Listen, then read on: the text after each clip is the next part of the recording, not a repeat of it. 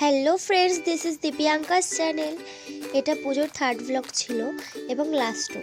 তো জায়গাটা দিনের বেলা যতটা সুন্দর, কিন্তু রাত্রেবেলা ততটাই ভয়ানক লাগে, কি তাই না? এইবারে আস্তে আস্তে সন্ধ্যা হয়ে গেছিলো আর আমরাও পুজোর সব গোছগাছ করে শুরু করে দিয়েছিলাম।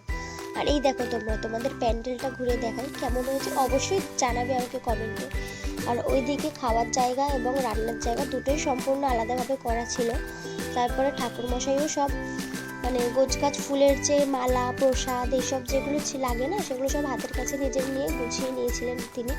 রাত 12টার সময় পুজো শুরু করবেন। আর এদিকে পাড়ার সবাই প্রসাদ গ্রহণ করতেও চলে এসেছিল আস্তে আস্তে। আর আমাদের পুজো শেষ হতে হতে রাত 3টে বেজে গেছিলো। ও সরি, ওটা রাত হবে না, ওটা হবে ভোর 3টে বেজে গেছিলো।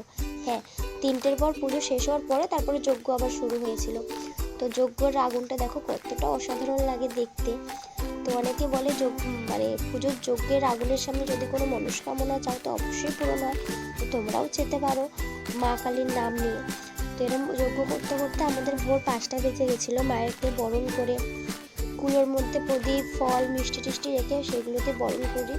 তারপরে মায়ের মুখে একটু জল ও মিষ্টি দিয়ে, পান পাতা দিয়ে মায়ের সারা শরীরে বুলিয়ে বরণ করে নিয়ে তারপরে আমরা প্রসাদ খেয়ে একটু উপোস ভেঙে 5টা বেজে গেছিলো, 5টা 6টা।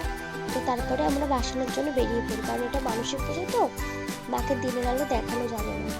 তো তোমাদের যদি পুজোটা এবং আমার ব্লগটা ভালো লেগে থাকে তো অবশ্যই লাইক, কমেন্ট, সাবস্ক্রাইব করে দিও। দেখা হচ্ছে নেক্সট ব্লগে। Thank you, tata.